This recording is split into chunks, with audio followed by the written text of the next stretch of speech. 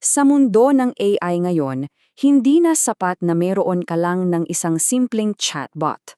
Ang kailangan talaga natin, mga agents na hindi lang basta sumasagot, kundi talagang naiintindihan at kumikilos base sa mga komplikadong rules ng negosyo natin. Dito, pag-uusapan natin kung paano itayo ang mismong blueprint para sa mga advanced at extensible na agents na yan.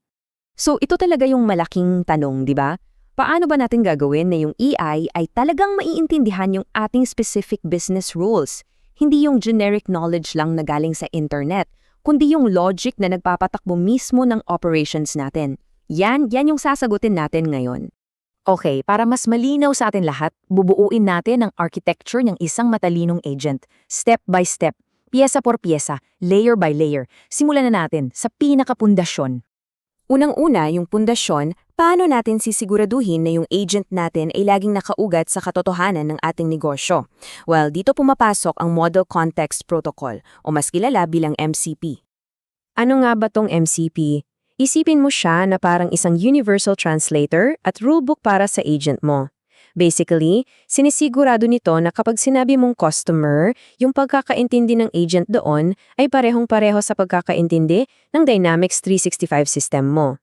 Kumbaga, ito yung nagbibigay sa kanya ng common sense sa loob ng iyong enterprise. So bakit ba to isang game changer? Una sa lahat, nagkakaroon ng iisang wika. Ibig sabihin, consistent ang pagkakaintindi sa mga business terms kaya naiiwasan yung lost in translation sa pagitan ng agent at ng system.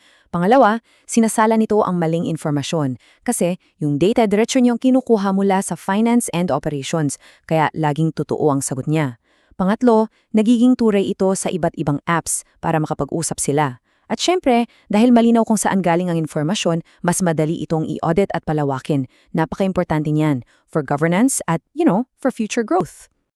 Okay, silipin natin kung anong klase ng context ang binibigay ng MCP sa agent natin.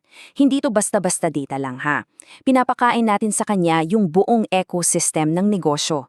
Mula sa listahan ng mga customer at produkto hanggang sa mga internal workflows at financial dimensions. Pati nga yung mga specific na rules para sa iba't ibang bansa kasama rin. In short, binibigyan natin siya ng 360-degree view ng ating buong operasyon. Paano naman natin to gagamitin sa mga proseso natin? May tatlong pangunahing paraan. Una, context-driven reasoning. Isipin mo, isang agent na chine-check yung expense report at tinitiyak na sumusunod ito sa lahat ng company policy. Pangalawa, workflow integrated agents. Dito, parte na siya ng approval process. Kung may problema, siya na mismo ang mag-i-escalate sa tamang tao. At pangatlo, multi-agent collaboration. Dito, pwede nang mag-usap yung HR agent at finance agent para iproseso ang isang bagong empleyado dahil iisa lang yung context na tinitingnan nila. Siyempre, with great power comes great responsibility, di ba? So paano natin sisiguraduhin safe to? Una, sa data access, ang tanong palagi ay, sino ka? Kasi yung access ng agent ay nakabase sa kung sino yung gumagamit. Pangalawa, nilalagyan natin ng bakod yung context para manatili itong compliant. Pangatlo, bawat desisyon, nakalag. Kailangan yan for auditability. Ikaapat, may malinaw na rules of engagement para sa responsible AI. At panglima, dapat malinaw kung sino ang may-ari. Ito ay isang partnership sa pagitan ng business at IT na madalas pinangungunahan ng isang AI Center of Excellence. Alright, so solid na yung foundation natin. Nakakaintindi na ng business context ang agent natin. Pero paano kung yung system na kailangan niyang kausapin ay luma? Isang legacy application na walang modern na API. Dito na yung papasok yung ating ikalang layer, yung kakayahang gumamit ng computer na parang isang tao.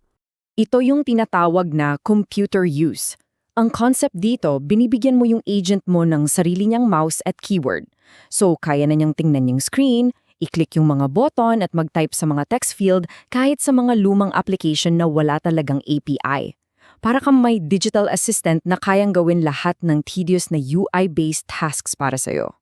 So, ano-ano yung kaya niyang gawin? Well, grabe. Kaya niyang mag-click, mag-type, at mag-scroll sa kahit anong app.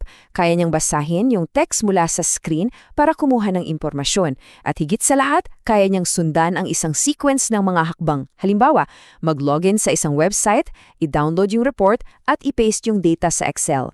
At ginagawa niya to gamit ang reasoning, kaya alam niya kung ano yung susunod na gagawin kahit magbago pa ng kaunti yung itsura ng screen. Estig, di ba? So, baka iniisip nyo, kailan ko ba to gagamitin? Let's break it down. Una, kapag may system ka na sobrang lumana at walang API, yan ang classic use case. Pangalawa, para sa mga paulit-ulit na gawain tulad ng data entry. Imbes na isang tao yung mag-copy-paste buong araw, ipagawa mo na lang sa agent. Ikatulo, kung kailangan mong kumuha ng data mula sa isang system at ilipat sa isa pa, lalo na kung magkaibang application ito. At pang-apat, kapag kailangan ng talino para mag-navigate. Halimbawa, para hanapin yung submit button kahit pa iba-iba yung pwesto nito sa webpage. Okay, paano natin ito i-design ng maayos para hindi magkalat yung agent? May 4 na step na kailangan nating sundin. Step 1, maging super specific. Huwag mong sabihin, kunin mo ang data. Sabihin mo, pumunta ka sa website na ito, kopyahin ang data sa column B at i-paste sa CRM field na ito. Gets? Step 2, maglagay ng guardrails. Sabihin mo kung anong apps lang ang pwede niyang galawin para iwas aksidente. Step 3, hatiin sa maliliit na hakbang para mas madaling i-debug at i-manage. At step 4, ang pinaka-importante, ihanda mo siya sa pagbabago. Turuan mo siya mag-handle ng errors kapag nag-iba yung UI para hindi siya basta-basta sumusuko. At syempre, ulitin ko, yung governance at safety non-negotiable yan. Sa security, kailangan nating i-lockdown yung access ng agent. Bigyan lang siya ng susi sa mga kwartong kailangan niyang pasukin. Para sa responsible AI, kailangan may resibo. Lahat ng ginagawa niya naka-record at transparent para sa audit. At para sa reliability, kailangan natin ng plan B. Dahil ang mga UI nagbabago yan eh. Dapat meron tayong fallback plan para hindi matigil ang operasyon kapag may biglang nagbago. Alright, so far, ang agent natin ay nakaground na sa business reality at marunong na mag-operate ng mga app.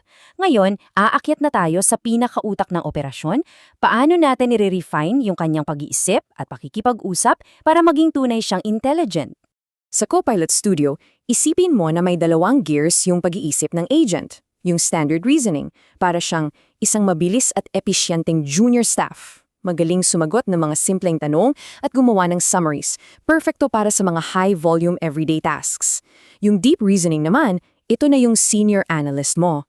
Ito yung ginagamit para sa mga komplikadong problema na kailangan ng malalim na analysis, pagpaplano, at pagsunod sa mahigpit na business rules. Ito yung pang-heavy duty na thinking. Para gumana ng maayos sa pag-iisip niya, kailangan nating siyang bigyan ng isang napakalinaw na job description.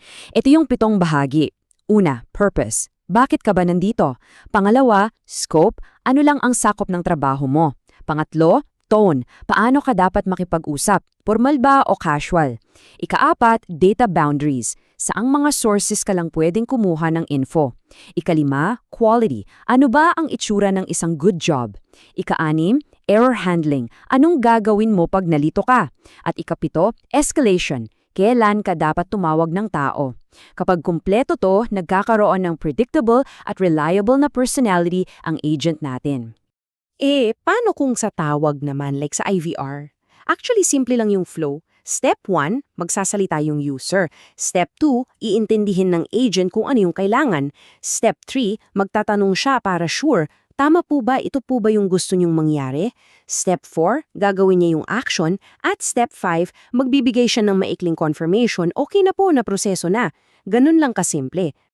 Okay, we're almost there. Kompleto na ang ating intelligent agent. May pundasyon, may kakayahang mag-interact, at may talino. Ang huling piraso na lang ng puzzle ay, paano natin ilalagay itong makapangyarihang tool na to sa kamay ng mga empleyado natin sa loob mismo ng mga aplikasyon na ginagamit nila araw-araw tulad ng Microsoft 365. Kapag nasa loob na ng M365, dito na lumalabas yung superpowers niya. Pwede siyang sumali sa usapan sa Teams para magbigay ng sagot o mag-summarize ng isang mahabang usapan. Pwede niyang halungkatin yung mga files sa SharePoint para hanapin yung dokumentong kailangan mo. At ang pinaka-importante, nire-respeto niya yung security. Kung wala kang access sa isang file, yung agent din walang access. Sumusunod siya sa user permissions. So, ano yung mga pwede nating gawin dito? Ito yung 4 na common patterns na nakikita natin. Una, SharePoint Knowledge Assistant. Isipin mo, isang search engine para sa internal site ninyo na nakakaintindi ng tanong. Pangalawa, Teams Project Assistant. Siya yung taga-summarize ng mahahabang chat threads o tagalista ng mga action items.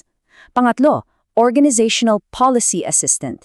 Imbes na hanapin mo pa yung HR manual, tanungin mo na lang siya. At pang-apat, Site Owner Support Agent. Katulong ng mga site owners para mag-maintain at mag-update ng content. Para maging successful yung project nyo, tandaan nyo lang tong 4 na to. Una, grounding.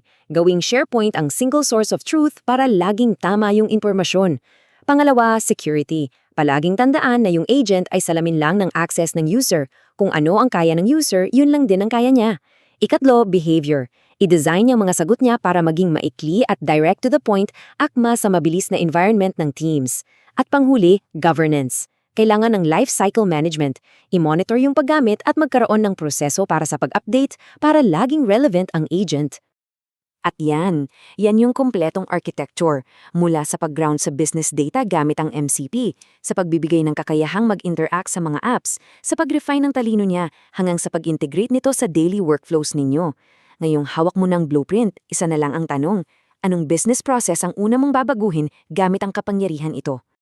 Para sa iba pang mga pagtatalakay na tulad nito, follow DX Labs for more.